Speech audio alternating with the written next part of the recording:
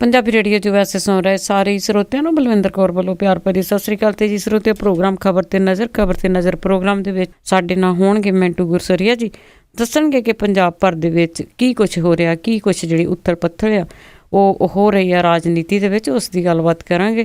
ਖਬਰਾਂ ਤੋਂ ਪਹਿਲਾਂ ਧੰਨਵਾਦ ਕਰਨਾ ਚਾਹਾਂਗੇ ਸਾਡੇ ਸਪਾਂਸਰ ਦਾ, ਜਿਨ੍ਹਾਂ ਨੇ ਇਸ ਪ੍ਰੋਗਰਾਮ ਨੂੰ ਸਪਾਂਸਰ ਕਰਕੇ ਆਪ ਸਭ ਤੱਕ ਪਹੁੰਚਾਇਆ ਜੀ। ਸਾਡੇ ਅੱਜ ਦੇ ਸਪਾਂਸਰ ਨੇ ਖਾਲਸਾ ਇੰਸ਼ੋਰੈਂਸ ਏਜੰਸੀ ਵਾਲੇ ਸੈਨੋਜ਼ੇ ਤੋਂ ਸੂਬੇਦਾਰ ਸੁਰਜੀਤ ਸਿੰਘ ਖੰਗੂਰਾ ਤੇ ਪਰਿਵਾਰ ਸੈਨੋਜ਼ੇ ਤੋਂ, ਗੁਰਦੀਪ ਸਿੰਘ ਬਿਰਦੀ ਕਲੋਵਸ ਤੋਂ, ਨਵਜੋਤ ਕੌਰ ਕਲੋਟੀ ਤੇ ਪਰਿਵਾਰ ਜੁਬਾ ਸਿਟੀ ਤੋਂ, ਸਤਨਾਮ ਸਿੰਘ ਸ਼ੇਰਗਿੱਲ ਤੇ ਪਰਿਵਾਰ ਸਲਮਾ ਤੋਂ, ਸੁਰਿੰਦਰ ਕੌਰ ਧਾਮੀ ਤੇ ਪਰਿਵਾਰ ਸੀਰਸ ਤੋਂ, ਰਿਸ਼ਪਾਲ ਕੌਰ ਖੰਗੂਰਾ ਤੇ ਪਰਿਵਾਰ ਬੇਕਰਸਫੀਲਡ ਤੋਂ, ਬਲਦੇਵ ਸਿੰਘ ਧਾਲੀਵਾਲ ਰੀਨਾ ਤੋਂ, ਸੁਰਿੰਦਰ ਸਿੰਘ ਕਾਲੋਂ ਰੈਂਚੋ ਕਡੋਵਾ ਤੋਂ, ਦਲਵੀਰ ਸਿੰਘ ਗਿੱਲ ਜੁਬਾ ਸਿਟੀ ਤੋਂ। ਬਹੁਤ ਬਹੁਤ ਇਹਨਾਂ ਦੇ ਧੰਨਵਾਦੀ ਹਾਂ ਕਿ ਇਹਨਾਂ ਨੇ ਇਸ ਪ੍ਰੋਗਰਾਮ ਨੂੰ ਸਪਾਂਸਰ ਕਰਕੇ ਆਪ ਸਭ ਤੱਕ ਪਹੁੰਚਾਇਆ ਜੀ।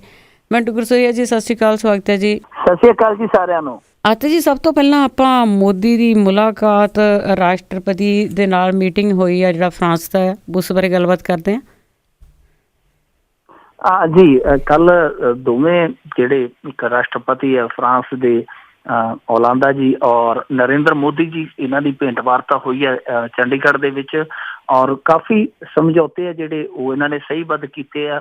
16 ਤਕਰੀਬਨ ਸਮਝੌਤੇ ਆ ਜਿਹੜੇ ਉਹ ਫਰਾਂਸ ਤੇ ਭਾਰਤ ਦੇ ਦਰਮਿਆਨ ਹੋਏ ਆ, ਜਿਹਦੇ ਵਿੱਚ 3 ਸ਼ਹਿਰ ਸਮਾਰਟ ਸਿਟੀ ਬਣਾਉਣ ਲਈ ਉਹ ਫਰਾਂਸ ਵੱਲੋਂ ਲੈ ਗਏ ਆ ਚੰਡੀਗੜ੍ਹ। ਉਹਨਾਂ ਦੇ ਵਿੱਚੋਂ ਇੱਕ ਹੈ ਨਾਗਪੁਰ ਆ, ਦੂਸਰਾ ਤੀਸਰਾ ਪਤਾ ਨਹੀਂ ਹੁਣ ਕਿਹੜਾ ਆ, ਪਰ 3 ਸ਼ਹਿਰ ਉਹਨਾਂ ਨੇ ਲਏ ਆ। ਇਸ ਤੋਂ ਇਲਾਵਾ 15 ਕਰੋੜ ਯੂਰੋ ਦਾ ਬਿਜਲੀ ਸਮਝੌਤਾ ਹੋਇਆ। 15 ਸਾਲਾਂ ਲਈ ਵਿਨਿਵੇਸ਼ ਦਾ ਜਿਹੜਾ ਉਹ ਖਾਕਾ ਤਿਆਰ ਕੀਤਾ ਗਿਆ। ਕਾਫੀ ਵੱਡੇ ਪੱਧਰ ਤੇ ਸਮਝੌਤੇ ਹੋਏ ਆ। ਕਾਫੀ ਜਿਹੜੀ ਹੈ ਮਹਿਮਾਨ ਨਵਾਜ਼ੀ ਵੀ ਕੀਤੀ ਗਈ ਹੈ ਭਾਰਤ ਵੱਲੋਂ। ਖਾਸ ਤੌਰ ਤੇ ਸਿਟੀ ਬਿਊਟੀਫੁਲ ਹੈ ਜਿਹੜੀ, ਉਹਦੀਆਂ ਵੰਨਗੀਆਂ ਵਿਖਾਈਆਂ ਗਈਆਂ ਫਰਾਂਸੀਸੀ ਰਾਸ਼ਟਰਪਤੀ ਨੂੰ। ਔਰ ਖਾਸ ਤੌਰ ਤੇ ਰੌਕ ਗਾਰਡਨ ਦਾ ਜਿਹੜਾ ਦੌਰਾ ਕਰਵਾਇਆ ਗਿਆ। ਪਰ ਜਿਹੜੀ ਗੱਲ ਇਹ ਹੈ, ਜਿਹੜੀ ਦੁਖਦ ਵਿੱਚੋਂ ਗੱਲ ਨਿਕਲੀ ਇਸ ਦੌਰੇ ਦੀ, ਉਹ ਇਹੀ ਨਿਕਲੀ ਕਿ ਜਿਨ੍ਹਾਂ ਨੇ ਰੌਕ ਗਾਰਡਨ ਨੂੰ ਸਿਰਜਿਆ ਆਪਣੀ ਮਿਹਨਤ ਦੇ ਨਾਲ, ਸਾਰੀ ਜ਼ਿੰਦਗੀ ਜਿਨ੍ਹਾਂ ਨੇ ਸਮਰਪਿਤ ਕਰ ਦਿੱਤੀ ਇਸ ਜਿਹੜੀ ਇੱਕ ਖੂਬਸੂਰਤ ਵੰਨਗੀ ਲਈ, ਉਹਨਾਂ ਦੇ ਫਰਜ਼ੰਦ ਨੇਕ ਚੰਦ ਹੋਰੀ ਜਿਨ੍ਹਾਂ ਨੇ ਇਹ ਬਣਾਇਆ ਸੀ ਰੌਕ ਗਾਰਡਨ, ਉਹਨਾਂ ਦੇ ਫਰਜ਼ੰਦ ਅਨੁਜ ਸੈਣੀ ਨੂੰ ਕੱਲ ਜਦੋਂ ਰਾਸ਼ਟਰਪਤੀ ਆਇਆ ਫਰਾਂਸੀਸੀ, ਤਾਂ ਉਹਨੂੰ ਉੱਥੋਂ 10 ਮਿੰਟ ਪਹਿਲਾਂ ਕੱਢ ਦਿੱਤਾ ਗਿਆ। ਯਾਨੀ ਜਿਨ੍ਹਾਂ ਨੇ ਸਭ ਕੁਛ ਵਸਾਇਆ, ਵਾਹ ਵਾਹੀ ਤਾਂ ਨਰਿੰਦਰ ਮੋਦੀ ਲੈ ਗਿਆ ਵਿਖਾ ਕੇ ਰੌਕ ਗਾਰਡਨ, ਪਰ ਜਿਨ੍ਹਾਂ ਨੇ ਉਸ ਰੌਕ ਗਾਰਡਨ ਲਈ ਇੱਕ ਆਪਣੀ ਜ਼ਿੰਦਗੀ ਲਾ ਦਿੱਤੀ, ਜਿਨ੍ਹਾਂ ਨੇ ਆਪਣੀ ਇੱਕ ਪੀੜ੍ਹੀ ਲਾ ਦਿੱਤੀ, ਹੁਣ ਦੂਸਰੀ ਪੀੜ੍ਹੀ ਹੈ ਜਿਹੜੀ ਉਹ ਉਸ ਵੰਨਗੀ ਨੂੰ ਸਾਂਭ ਸੰਭਾਲ ਕਰ ਰਹੀ ਹੈ, ਤਾਂ ਉਹਨਾਂ ਨੂੰ ਇਸ ਤਰ੍ਹਾਂ ਜਲੀਲ ਕਰਕੇ ਉੱਥੋਂ ਭੇਜ ਦੇਣਾ ਉਹਨਾਂ ਦੇ ਸੁਰੱਖਿਆ ਗਾਰਡਾਂ ਵੱਲੋਂ, ਉਹ ਸਾਰਿਆਂ ਨੂੰ ਖਟਕਿਆ, ਸਾਰਿਆਂ ਨੂੰ ਰੜਕਿਆ ਕਿ ਇਸ ਤਰ੍ਹਾਂ ਨਹੀਂ ਸੀ ਹੋਣਾ ਚਾਹੀਦਾ। ਖੁਦ ਅਨੁਜ ਸੈਣੀ ਨੇ ਕਿਹਾ ਕਿ ਮੈਂ ਬੜਾ ਅਪਮਾਨਿਤ ਮਹਿਸੂਸ ਕੀਤਾ, ਜਦਕਿ ਮੇਰੇ ਕੋਲੇ ਚੰਡੀਗੜ੍ਹ ਪ੍ਰਸ਼ਾਸਨ ਦਾ ਜਿਹੜਾ ਦਾਖਲਾ ਪੱਤਰ ਸੀਗਾ, ਪਰ ਉਹ ਦਾਖਲਾ ਪੱਤਰ ਨਕਾਰ ਕੇ ਇੱਥੋਂ ਬਈ ਚੱਲਦਾ ਬਣ। ਸੋ ਇਹ ਬਹੁਤ ਜਿੱਦਾਂ ਕਹਿ ਲਈਏ ਕਿ ਲਾਪਰਵਾਹੀ ਵਾਲੀ ਚੀਜ਼ ਆਈ ਹੈ ਸਾਹਮਣੇ ਕਿ ਉਹਨਾਂ ਨੂੰ ਇਸ ਤਰ੍ਹਾਂ ਜਲੀਲ ਕਰਕੇ। ਹਾਂ ਠੀਕ ਹੈ, ਪ੍ਰੋਟੋਕਾਲ ਜਿਹੜਾ ਹੈ ਉਹਦੀਆਂ ਪੂਰਤੀਆਂ ਹੋਣੀਆਂ ਚਾਹੀਦੀਆਂ, ਜੋ ਵੀ ਰਸਮਾਂ ਨੇ, ਪਰ ਇਸ ਤਰ੍ਹਾਂ ਜਿਹੜੇ ਏਡੇ ਮਹਾਨ ਸ਼ਖਸੀਅਤ ਨੇਕ ਚੰਦ ਸੈਣੀ, ਉਹਨਾਂ ਦੇ ਬੇਟੇ ਨੂੰ ਇਸ ਤਰ੍ਹਾਂ ਜਲੀਲ ਕਰਕੇ ਕੱਢਣਾ ਆਪਣੇ ਆਪ ਦੇ ਵਿੱਚ ਸ਼ਰਮਨਾਕ ਹੈ। ਔਰ ਦੂਜੀ ਗੱਲ ਜਿਹੜੀ ਨਰਿੰਦਰ ਮੋਦੀ ਹੋਰਾਂ ਨੇ ਉਹ ਇਹ ਹੈ ਕਿ ਕੱਲ ਉਹ CM ਸਾਡੇ ਜਿਹੜੇ ਦਾਖਲ ਨੇ PGI ਦੇ ਵਿੱਚ ਸਰਦਾਰ ਪ੍ਰਕਾਸ਼ ਸਿੰਘ ਬਾਦਲ, ਉਹਨਾਂ ਦੇ ਨਾਲ ਵੀ ਮੁਲਾਕਾਤ ਕੀਤੀ, ਉਹਨਾਂ ਦੀ ਸਿਹਤ ਦਾ ਹਾਲ ਚਾਲ ਪੁੱਛਿਆ, ਉਹਨਾਂ ਦੀ ਸਿਹਤਯਾਬੀ ਲਈ ਕਾਮਨਾ ਕੀਤੀ। 10-15 ਮਿੰਟ ਉਹਨਾਂ ਨਾਲ ਮੁਲਾਕਾਤ ਕੀਤੀ ਹੈ। ਵੈਸੇ ਨਰਿੰਦਰ ਮੋਦੀ ਹੋਰਾਂ ਦੀ ਜਿਹੜੀ ਵਿਦੇਸ਼ੀ ਕੂਟਨੀਤੀ ਹੈ ਤੁਹਾਨੂੰ ਸਾਰਿਆਂ ਨੂੰ ਪਤਾ ਹੀ ਹੈ ਕਿ ਇਸੇ ਤਰ੍ਹਾਂ ਦੀ ਹੋਈ ਹੈ। ਵੈਸੇ ਹੁਣ ਉਹਨਾਂ ਨੇ ਸਾਰਾ ਜਿਹੜਾ ਵਿਸ਼ਵ ਹੈ ਘੁੰਮ ਲਿਆ ਤੇ ਹੁਣ ਵਾਰੀ ਉਹਨਾਂ ਦੀ ਮਹਿਮਾਨ ਨਵਾਜ਼ੀ ਦੀ ਹੈ। ਹੁਣ ਉਹ ਮੇਜ਼ਬਾਨ ਹੋਣਗੇ ਤੇ ਸ਼ਾਇਦ ਪ੍ਰਾਹੁਣੇ ਉਹਨਾਂ ਦੇ ਕੋਲ ਆਉਣੇ ਸ਼ੁਰੂ ਹੋ ਜਾਣਗੇ, ਕਿਉਂਕਿ ਉਹ ਸਾਰਿਆਂ ਦੇ ਕੋਲ ਗੇੜਾ ਕੱਢ ਆਏ ਆ। ਅੱਗੇ ਵੈਸੇ ਜਿਹੜੇ ਮੁਲਕ ਰਹਿੰਦੇ ਆ ਉਹਨਾਂ ਨੂੰ ਉਹ ਅਗਾਹ ਲੈਣਗੇ, ਕਿਉਂਕਿ ਉਹ ਇਸ ਤਰ੍ਹਾਂ ਹੀ ਕਰਦੇ। ਪਹਿਲਾਂ ਚੀਨ ਵਾਲੇ ਪ੍ਰਧਾਨ ਮੰਤਰੀ ਨੂੰ ਆਪਦੇ ਪਿੰਡ ਲੈ ਗਏ ਸੀ ਤੇ ਬਾਅਦ ਦੇ ਵਿੱਚ ਪਿੱਛੇ ਉਹਦੇ ਚਲੇ ਗਏ ਸੀ। ਤੇ ਹੁਣ ਇਹ ਵੀ ਹੈ ਕਿ ਫਰਾਂਸੀਸੀ ਰਾਸ਼ਟਰਪਤੀ ਨੂੰ ਰੌਕ ਗਾਰਡਨ ਦਿਖਾਇਆ ਕਿ ਪਿੱਛੇ ਉਹਦੇ ਪੈਰਸ ਨੂੰ ਨਾ ਚੱਲ ਦੇਣ। ਸੋ ਇਹ ਕੂਟਨੀਤੀ ਹੈ ਜਿਹੜੀ ਉਹ ਵੀ ਚਰਚਾ ਦੇ ਵਿੱਚ ਹੈ। ਪਰ ਹਾਲ ਦੀ ਘੜੀ ਜਿਹੜਾ ਕੱਲ ਚੰਡੀਗੜ੍ਹ ਦਾ ਦੌਰਾ ਸੀ ਫਰਾਂਸੀਸੀ ਰਾਸ਼ਟਰਪਤੀ ਦਾ, ਉਹਦੇ ਵਿੱਚ ਜੋ ਪੰਜਾਬੀ ਰੰਗ ਜਿਹੜੇ ਵੇਖਣ ਨੂੰ ਮਿਲੇ, ਜਿਹੜੀ ਖੂਬਸੂਰਤੀ ਹੈ ਚੰਡੀਗੜ੍ਹ ਦੀ, ਉਹਨੇ ਪੂਰਾ ਕਾਇਲ ਕੀਤਾ ਹੈ ਇਸ ਮਹਿਮਾਨ ਨੂੰ। ਜੀ ਬਿਲਕੁਲ ਬਿਲਕੁਲ, ਬਹੁਤ ਸਾਰੀਆਂ ਗੱਲਾਂ ਜਿਹੜੀਆਂ ਤੁਸੀਂ ਦੱਸੀਆਂ ਆ ਕਿ ਪਹਿਲਾਂ ਤੁਸੀਂ ਆਓ ਤਾਂ ਫਿਰ ਅਸੀਂ ਆਵਾਂਗੇ। ਅਤੇ ਅੱਗੇ ਆਪਾਂ ਸ਼ਰਾਬ ਦੀ ਗੱਲ ਕਰਦੇ ਹਾਂ ਕਿ ਛੇਵਾਂ ਦਰਿਆ ਸ਼ਰਾਬ ਦਾ, ਨਸ਼ਿਆਂ ਦਾ ਵਗ ਰਿਹਾ, ਅਤੇ ਉਸ ਤੋਂ ਇਲਾਵਾ ਕਹਿੰਦੇ ਇੱਕ ਜੂਸ ਦਾ ਦਰਿਆ ਵੀ ਵਗ ਰਿਹਾ ਹੈ। ਹਾਂਜੀ ਬਿਲਕੁਲ, ਇਹ ਜਿਹੜੀ ਖਬਰ ਹੈ ਜੂਸੀ ਖਬਰ ਹੈ, ਕਿਉਂਕਿ ਅਸੀਂ ਸ਼ਰਾਬ ਲਈ ਬਦਨਾਮ ਹੈ ਪੰਜਾਬੀ। ਪਿਛਲੇ ਸਾਲ ਦੱਸਦੇ ਸੀ ਕਿ 33 ਕਰੋੜ 60 ਲੱਖ ਬੋਤਲਾਂ ਜਿਹੜੀਆਂ ਸ਼ਰਾਬ ਦੀਆਂ ਉਹ ਖਾਲੀ ਕਰ ਦਿੱਤੀਆਂ ਪੰਜਾਬੀਆਂ ਨੇ। ਉਸ ਲਈ ਤੇ ਬਦਨਾਮ ਹੈ ਹੀ ਆ ਕਿ ਇਹ ਜਿਹੜੇ ਬੜੇ ਪਿਆਕੜ ਨੇ ਪੰਜਾਬੀ।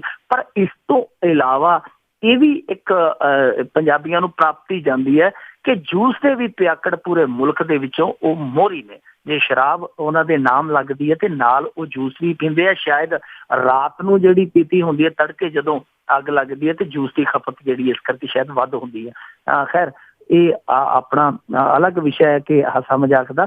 ਪਰ ਇਹ ਇੱਕ ਸੁਖਦ ਰਿਪੋਰਟ ਜੀ ਭਾਰਤ ਦੇ ਵਿੱਚੋਂ ਸਾਹਮਣੇ ਆਈ ਕਿ ਪੰਜਾਬੀ ਹੈ ਜਿਹੜੇ ਪੂਰੇ ਮੁਲਕ ਦੇ ਵਿੱਚੋਂ ਜੂਸ ਦੀ ਜਿਹੜੀ ਜ਼ਿਆਦਾ ਖਪਤ ਕਰਦੇ ਆ।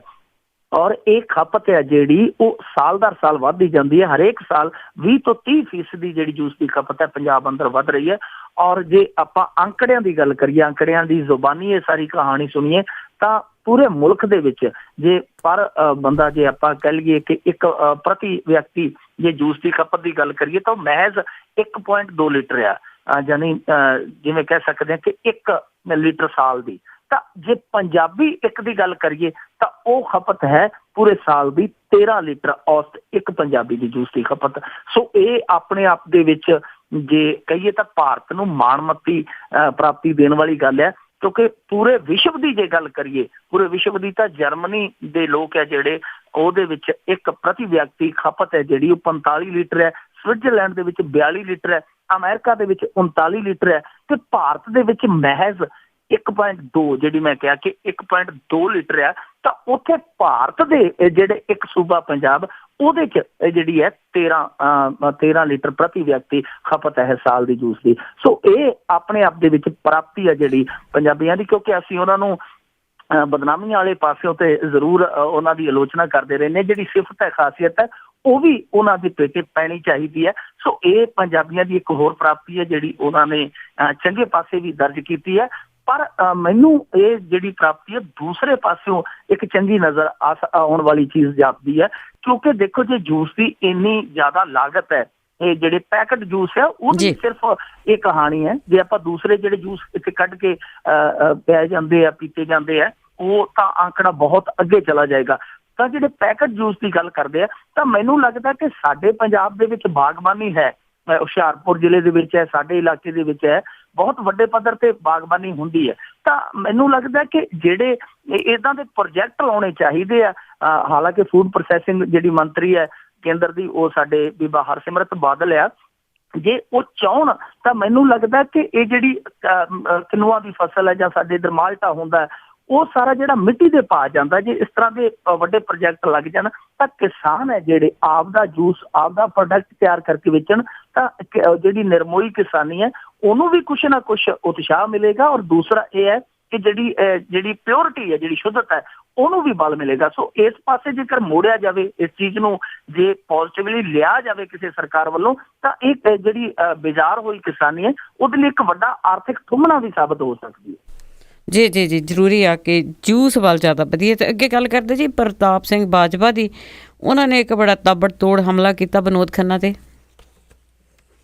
ਹਾਂਜੀ, ਅੱਜ ਕੱਲ੍ਹ ਜਿਹੜੇ ਪ੍ਰਤਾਪ ਸਿੰਘ ਬਾਜਵਾ ਹੈ ਉਹ ਪੂਰੇ ਤਾਬੜ ਤੋੜ ਹਮਲੇ ਕਰਦੇ ਪਏ। ਪਿਛਲੇ ਦਿਨੀ ਸੋਸ਼ਲ ਮੀਡੀਆ ਤੇ ਵੀ ਇਹਨਾਂ ਦੀ ਇੱਕ ਵੀਡੀਓ ਆਈ ਸੀਗੀ, ਅਪਲੋਡ ਹੋਈ ਸੀਗੀ। ਉਹਦੇ ਵਿੱਚ ਇਹਨਾਂ ਨੇ ਚੋਣ ਮੈਨੀਫੈਸਟੋ ਸੀਗਾ ਜਿਹੜਾ ਅਕਾਲੀ ਦਲ ਦਾ, ਉਹਨੂੰ ਲੈ ਕੇ ਬਹੁਤ ਜਿਵੇਂ ਕਹਿ ਲਈਏ ਕਿ ਡੂੰਘੀਆਂ ਚੋਟਾਂ ਕੀਤੀਆਂ ਸੀਗੀਆਂ ਅਕਾਲੀ ਦਲ ਤੇ। ਚੋਣ ਮੈਨੀਫੈਸਟੋ ਦੇ ਜਿਹੜੇ ਵਾਅਦੇ ਸੀ, ਉਹ ਵਾਅਦਾ ਦਰ ਵਾਅਦਾ ਉਹਨਾਂ ਦਾ ਜ਼ਿਕਰ ਕਰਕੇ, ਉਹਨਾਂ ਦਾ ਵਿਸ਼ਲੇਸ਼ਣ ਕਰਕੇ ਕਿ ਕਿੱਥੋਂ ਕੁ ਤੱਕ ਵਾਅਦਿਆਂ ਦੀ ਜਿਹੜੀ ਹੈ ਉਹ ਵਫਾਦਾਰੀ ਹੋਈ ਹੈ, ਵਾਅਦੇ ਜਿਹੜੇ ਵਫਾ ਕੀਤੇ ਆ ਉਹ ਗਿਣਾਏ ਸੀ ਇਹਨਾਂ ਨੇ। ਨਹੀਂ ਤਾਂ ਸੋਸ਼ਲ ਮੀਡੀਆ ਤੇ ਘੱਟ ਐਕਟਿਵ ਰਹਿੰਦੇ ਆ ਥੋੜਾ ਜਿਹਾ ਪ੍ਰਤਾਪ ਸਿੰਘ ਬਾਜਵਾ ਹੋਰੀ। ਪਰ ਹੁਣ ਇਹ ਜਿਵੇਂ ਜਿਵੇਂ ਇਲੈਕਸ਼ਨ ਆ ਰਿਹਾ, ਸੋ ਇਹ ਵੀ ਐਕਟਿਵ ਹੋ ਰਿਹਾ। ਔਰ ਇਕੱਲਾ ਸੋਸ਼ਲ ਮੀਡੀਆ ਤੇ ਨਹੀਂ, ਦੂਸਰੇ ਮੀਡੀਆ ਦੇ ਵਿੱਚ ਵੀ ਇਹ ਛਾਏ ਰਹਿੰਦੇ ਆ। ਦੂਜੇ ਤੀਜੇ ਦਿਨ ਇਹਨਾਂ ਦੇ ਇਹੋ ਜਿਹੇ ਹਮਲੇ ਹੁੰਦੇ, ਔਰ ਤਰਕ ਭਰਪੂਰ ਗੱਲਾਂ ਵੀ ਕਈ ਵਾਰ ਕਰਦੇ ਆ। ਹੁਣ ਇਹਨਾਂ ਨੇ ਜਿਹੜੀ ਗੱਲ ਕਹੀ ਹੈ, ਜਿਹੜਾ ਨਿਸ਼ਾਨਾ ਸਾਧਿਆ ਵਿਨੋਦ ਖੰਨਾ ਤੇ, ਉਹ ਵੀ ਆਪ ਦੇ ਵਿੱਚ ਤਰਕ ਭਰਪੂਰ ਆ। ਇਹਨਾਂ ਦਾ ਕਹਿਣਾ ਹੈ ਕਿ ਵਿਨੋਦ ਖੰਨਾ ਨਾਲੋਂ ਤਾਂ ਜ਼ਿਆਦਾ ਵਾਰ ਸਾਡੇ ਇੱਥੇ ਅੱਤਵਾਦੀ ਆ ਗਏ ਗੁਰਦਾਸਪੁਰ ਦੇ ਵਿੱਚ, ਉਨੇ ਵਾਰੀ ਵਿਨੋਦ ਖੰਨਾ ਨਹੀਂ ਆਇਆ ਜਿੰਨੇ ਵਾਰੀ ਇੱਥੇ ਅੱਤਵਾਦੀ ਆ ਗਏ। ਸੋ ਇਹ ਆਪਣੇ ਆਪ ਦੇ ਵਿੱਚ ਜਿਹੜੀ ਟਿੱਪਣੀ ਹੈ ਉਹ ਬੜੀ ਅਰਥ ਭਰਪੂਰ ਆ, ਕਿਉਂਕਿ ਵਿਨੋਦ ਖੰਨਾ ਹੋਰਾਂ ਦੇ ਦਰਸ਼ਨ ਆ ਜਿਹੜੇ ਉਹ ਬੜੇ ਦੁਰਲਭ ਆ। ਜਿੱਦਾਂ ਕਹਿ ਲਈਏ ਕਿ ਕਰਮਾਂ ਵਾਲੇ ਨੂੰ ਉੱਥੋਂ ਉਸ ਹਲਕੇ ਦੇ ਵਿਅਕਤੀ ਨੂੰ ਉਹ ਜਿਹੜੇ ਦਰਸ਼ਨ ਹੁੰਦੇ ਆਪਦੇ ਮੈਂਬਰ ਪਾਰਲੀਮੈਂਟ ਦੇ, ਉਹ ਆਉਂਦੇ ਹੀ ਬੜਾ ਘੱਟ ਆ। ਦੀਨਾਨਗਰ ਹਮਲਾ ਹੋਇਆ ਸੀਗਾ ਤਾਂ ਉਹ ਉਦੋਂ ਬੌੜੇ ਸੀਗੇ ਜਦੋਂ ਦੀਨਾਨਗਰ ਹਮਲੇ ਦੀ ਜਿਹੜੀ ਗਰਦ ਸੀਗੀ ਸਾਰੀ ਬਹਿ ਗਈ ਸੀਗੀ, ਭੁੱਲ ਵਿਸਾਰ ਗਏ ਸੀ ਲੋਕ ਸਾਰੀ ਘਟਨਾ ਨੂੰ, ਤੇ ਉਦੋਂ ਵਿਨੋਦ ਖੰਨਾ ਨੂੰ ਚੇਤਾ ਆਇਆ ਸੀ ਕਿ ਮੇਰਾ ਕੋਈ ਹਲਕਾ ਵੀ ਹੈ ਗੁਰਦਾਸਪੁਰ, ਮੈਂ ਉੱਥੇ ਵੀ ਜਾਣਾ ਕਿਉਂਕਿ ਮੈਂ ਉੱਥੋਂ ਦਾ ਮੈਂਬਰ ਪਾਰਲੀਮੈਂਟ ਆ। ਤੇ ਹੁਣ ਐਤਕੀ ਜਿਹੜਾ ਦੀਨਾਨਗਰ ਤੋਂ ਬਾਅਦ ਜਿਹੜਾ ਪਠਾਨਕੋਟ ਹਮਲਾ ਆ, ਇਸ ਵਾਰ ਤੇ ਹਾਲੇ ਤੱਕ ਉਹਨਾਂ ਨੂੰ ਚੇਤਾ ਹੀ ਨਹੀਂ ਆਇਆ, ਜਦਕਿ ਜਿਹੜੀ ਇਹ ਘਟਨਾ ਲਗਭਗ ਜਿਹੜੀ ਉਹ ਮਹੀਨੇ ਨੂੰ ਬੀਤ ਚੱਲੀ ਹੈ। ਤਾਂ ਉਸ ਘਟਨਾ ਤੋਂ ਬਾਅਦ ਅੱਜ ਤੱਕ ਇਹਨਾਂ ਨੇ ਆਪਣਾ ਚਿਹਰਾ ਹੀ ਨਹੀਂ ਦਿਖਾਇਆ, ਆਪਣੇ ਹਲਕੇ ਦੇ ਵਿੱਚ ਆਏ ਨਹੀਂ, ਜਦ ਕਿ ਇਸ ਹਮਲੇ ਦੇ ਵਿੱਚ ਇਹਨਾਂ ਦੇ ਹਲਕੇ ਦੇ ਗੁਰਦਾਸਪੁਰ ਦੇ 2 ਸੁਰੱਖਿਆ ਕਰਮੀ ਸੀਗੇ ਜਿਹੜੇ ਉਹ ਫੌਤ ਹੋ ਗਏ ਸਨ। ਤਾਂ ਇਹ ਆਪਣੇ ਹਲਕੇ ਦੇ ਵਿੱਚ ਅੱਜ ਤੱਕ ਨਹੀਂ ਆਏ, ਨਾ ਹੀ ਉਹ ਪੀੜਤ ਪਰਿਵਾਰਾਂ ਕੋਲ ਗਏ, ਨਾ ਹੀ ਇਹਨਾਂ ਨੇ ਘਟਨਾ ਵਾਲੀ ਥਾਂ ਦਾ ਦੌਰਾ ਕੀਤਾ, ਜਦ ਕਿ ਅਰਵਿੰਦ ਕੇਜਰੀਵਾਲ ਹੋਣ, ਚਾਹੇ ਨਰਿੰਦਰ ਮੋਦੀ ਜੀ ਹੋਣ, ਚਾਹੇ ਉਪ ਮੁੱਖ ਮੰਤਰੀ ਸਰਦਾਰ ਸੁਖਬੀਰ ਸਿੰਘ ਬਾਦਲ ਹੋਣ, ਚਾਹੇ ਮੁੱਖ ਮੰਤਰੀ ਸਰਦਾਰ ਪ੍ਰਕਾਸ਼ ਸਿੰਘ ਬਾਦਲ ਹੋਣ, ਇਹਨਾਂ ਨੇ ਸਾਰਿਆਂ ਨੇ ਵਿਜ਼ਿਟ ਕੀਤਾ। ਠੀਕ ਆ, ਕਿਸੇ ਨੇ ਸਿਆਸਤ ਕੀਤੀ ਹੈ, ਕਿਸੇ ਨੇ ਸੰਵੇਦਨਾ ਪ੍ਰਗਟ ਕੀਤੀ ਹੈ, ਕਿਸੇ ਨੇ ਕੁਛ ਕੀਤਾ, ਪਰ ਆਏ ਜ਼ਰੂਰ ਹੈ ਲੋਕਾਂ ਦੇ ਵਿਚਾਲੇ ਜਾ ਕੇ ਉਹਨਾਂ ਨੇ ਮੁਆਇਨਾ ਦੌਰਾ ਕੀਤਾ ਜਿੱਥੇ ਜਿੱਥੇ ਜਾਣਾ ਬਣਦਾ ਸੀਗਾ। ਪਰ ਜਿਹਦੀ ਸਭ ਤੋਂ ਵੱਡੀ ਜ਼ਿੰਮੇਵਾਰੀ ਬਣਦੀ ਸੀਗੀ ਉਹ ਹਾਲੇ ਤੱਕ ਗਾਇਬ ਹੈ। ਔਰ ਮੈਨੂੰ ਇਹਨਾਂ ਦੇ ਨਾਲੋਂ, ਵਿਨੋਦ ਖੰਨਾ ਦੇ ਨਾਲੋਂ ਗਿਲਾ ਹੈ ਉਹਨਾਂ ਲੋਕਾਂ ਤੇ ਜਿਹੜੇ ਲੋਕ ਇਹ ਨਹੀਂ ਵੇਖਦੇ ਜੀ ਕਿ ਸਾਡਾ ਮੈਂਬਰ ਪਾਰਲੀਮੈਂਟ ਉਹ ਰਹਿੰਦਾ ਕਿੱਥੇ ਆ। ਹੁਣ ਜੇ ਗੁਰਦਾਸਪੁਰ ਤੋਂ ਬੰਬੇ ਦੀ ਦੂਰੀ ਲਾ ਲਈਏ ਤੇ ਲਗਭਗ 1500 ਕਿਲੋਮੀਟਰ ਦੀ ਹੋਣੀ ਹੈ। ਹੁਣ ਸਾਡੇ ਲੋਕਾਂ ਨੇ ਪਤਾ ਨਹੀਂ ਕਿਉਂ 1500 ਕਿਲੋਮੀਟਰ ਦੂਰ ਵਾਲਾ ਚਿਹਰਾ ਜਿਹੜਾ ਉਹ MP ਚੁਣਿਆ, ਇਹਦਾ ਜਵਾਬ ਤੇ ਉਹ ਦੇਣਗੇ। ਪਰ ਇੱਕ ਵਾਰੀ ਬੀਕਾਨੇਰ ਵਾਲਿਆਂ ਨੇ ਜਵਾਬ ਦਿੱਤਾ ਸੀਗਾ, ਬੀਕਾਨੇਰ ਵਾਲਿਆਂ ਨੇ ਉਹ ਕਹਿੰਦੇ ਜੀ ਕਿ ਅਸੀਂ ਭੁੱਲੇ ਚੁੱਕੇ ਧਰਮਿੰਦਰ ਜੀ ਨੂੰ ਆਪਦਾ ਮੈਂਬਰ ਪਾਰਲੀਮੈਂਟ ਚੁਣ ਲਿਆ, ਤੇ ਮੁੜ ਕੇ ਧਰਮਿੰਦਰ ਜੀ ਦਿਖੇ ਨਹੀਂ ਇਲਾਕੇ ਦੇ ਵਿੱਚ। ਹਾਂ, ਜਦੋਂ ਸਾਡਾ ਜੀ ਕਰਦਾ ਸੀ ਅਸੀਂ ਉਹਦੇ ਲਈ ਖਰਚ ਕਰਦੇ ਸੀ 10-15 ਰੁਪਏ ਟਿਕਟ ਕਟਾ ਕੇ ਆਪਦਾ ਮੈਂਬਰ ਪਾਰਲੀਮੈਂਟ 'ਚ ਜਾ ਕੇ ਸਿਨੇਮੇ 'ਚ ਦੇਖ ਆਉਂਦੇ ਸੀ ਕਿ ਆਹ ਸਾਡਾ ਮੈਂਬਰ ਪਾਰਲੀਮੈਂਟ। ਜੀ ਬਿਲਕੁਲ, ਲੋਕਾਂ ਨੂੰ ਸੋਚਣ ਦੀ ਬਹੁਤ ਲੋੜ ਆ। ਤੇ ਅੱਗੇ ਚੱਲਦੇ ਹਾਂ ਜੀ ਕਿ ਅਕਾਲੀ ਦਲ ਨੂੰ ਅਣਪਛਾਤੇ ਵਸੀਲਿਆਂ ਤੋਂ ਫੰਡ ਇਕੱਠੇ ਹੋਏ ਆ ਕਹਿੰਦੇ। ਇਹ ਅਣਪਛਾਤੇ ਵਸੀਲਿਆਂ ਤੋਂ ਫੰਡ ਵਾਲਾ ਜਿਹੜਾ ਫੰਡਾ ਹੈ ਜੀ, ਇਹ ਕਾਫੀ ਪੁਰਾਣਾ ਭਾਰਤ ਦੇ ਵਿੱਚ। ਅਕਾਲੀ ਦਲ ਨੇ ਵੀ ਇਸ ਬਾਰੇ ਫੰਡਾ ਵਰਤਿਆ। ਅਸਲ ਦੇ ਵਿੱਚ ਕੀ ਹੋਇਆ ਜੀ ਕਿ 2013-14 ਤੇ 2014-15 2 ਸਾਲਾਂ ਦੇ ਵਿੱਚ ਜਿਹੜੇ ਵਿੱਤੀ ਸਾਲ ਹੁੰਦੇ, ਫਾਈਨੈਂਸ਼ੀਅਲੀ ਸਾਲ, ਉਹਨਾਂ ਦੇ ਵਿੱਚ ਜਿਹੜਾ ਚੰਦਾ ਪ੍ਰਾਪਤ ਹੋਇਆ ਉਹ ਹੋਇਆ ਅਕਾਲੀ ਦਲ ਨੂੰ ਲਗਭਗ, ਜੇ ਆਪਾਂ ਗੱਲ ਕਰੀਏ ਤਾਂ 33-34 ਕਰੋੜ। ਉਹਦੇ ਵਿੱਚੋਂ 34 ਕਰੋੜ ਦੇ ਵਿੱਚੋਂ ਇਹਨਾਂ ਨੇ ਜਿਹੜਾ 6 ਕਰੋੜ 49 ਲੱਖ ਦਾ ਹਿਸਾਬ ਕਿਤਾਬ ਦਿੱਤਾ ਚੋਣ ਕਮਿਸ਼ਨ ਨੂੰ। ਉਹ ਇਹਨਾਂ ਨੇ ਜਿਹੜੇ ਚੰਦਾ ਦੇਣ ਵਾਲੇ ਸੀ, ਦਾਨੀ ਸੀਗੇ, ਉਹਨਾਂ ਦੇ ਨਾਂ ਉਜਾਗਰ ਕਰਕੇ ਦਿੱਤਾ ਕਿ ਪ੍ਰਤਾਪ ਸਿੰਘ ਕੈਰੋਂ ਨੇ ਦਿੱਤਾ ਜੀ, ਪਰਮਿੰਦਰ ਸਿੰਘ ਢੀਂਡਸਾ ਨੇ ਇਹਨਾਂ ਦਿੱਤਾ, ਮੁੱਖ ਮੰਤਰੀ ਪ੍ਰਕਾਸ਼ ਸਿੰਘ ਬਾਦਲ ਨੇ ਇਹਨਾਂ ਦਿੱਤਾ, ਜਿਹੜੇ ਹੋਰ ਵਿਧਾਇਕ ਆ ਉਹਨਾਂ ਦੇ ਇੰਨੇ ਦਿੱਤਾ। ਸੋ ਇਹਨਾਂ ਨੇ ਸਾਰੇ ਉਹ ਜਿਹੜੀ ਇੱਕ ਸੂਚੀਬੱਧ ਕਰਕੇ ਨਾਂ ਦਿੱਤੇ ਕਿ ਫਲਾਣੇ ਨੇ ਇੰਨਾ ਚੰਦਾ ਦਿੱਤਾ, ਫਲਾਣੇ ਨੇ ਪਾਰਟੀ ਲਈ ਇੰਨਾ ਫੰਡ ਦਿੱਤਾ। ਪਰ ਜਿਹੜਾ ਵੱਡਾ ਹਿੱਸਾ ਹੈ, ਜੇ ਆਪਾਂ 6 ਕਰੋੜ 49 ਲੱਖ ਚੋਂ ਕੱਢ ਦਈਏ ਤੇ ਉਹ ਬਣਦਾ 27 ਕਰੋੜ 64 ਲੱਖ। ਜਿਹੜਾ ਉਹ 27 ਕਰੋੜ 64 ਲੱਖ ਆ ਉਹ ਇਹਨਾਂ ਨੇ ਪਾ ਦਿੱਤਾ ਜੀ ਅਣਪਛਾਤੇ ਵਸੀਲਿਆਂ ਤੋਂ ਪ੍ਰਾਪਤ ਹੋਇਆ।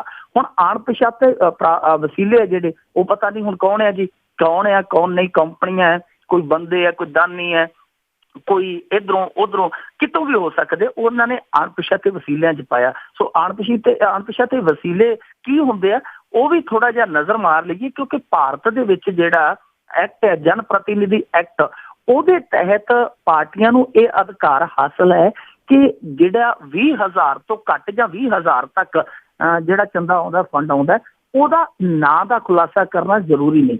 ਸੋ ਮੈਨੂੰ ਲੱਗਦਾ ਕਿ ਅਕਾਲੀ ਦਲ ਨੇ ਉਹੀ ਪੈਂਤੜਾ ਵਰਤਿਆ ਕਿ ਜਿਹੜੇ ਉਹ 20,000 ਵਾਲੇ ਫੰਡ ਜਿਹੜੇ ਬਣਾ ਕੇ ਉਹਨਾਂ ਨੂੰ ਅਣਪਛਾਤੇ ਵਸੀਲਿਆਂ ਦੇ ਰੂਪ ਦੇ ਵਿੱਚ ਕਰ ਦਿੱਤਾ, ਦਰਜ ਕਰ ਦਿੱਤਾ, ਤੇ ਜਿਹੜਾ ਮੋਟਾ ਚੰਦਾ ਸੀਗਾ ਉਹਨੂੰ ਵਿਖਾ ਦਿੱਤਾ।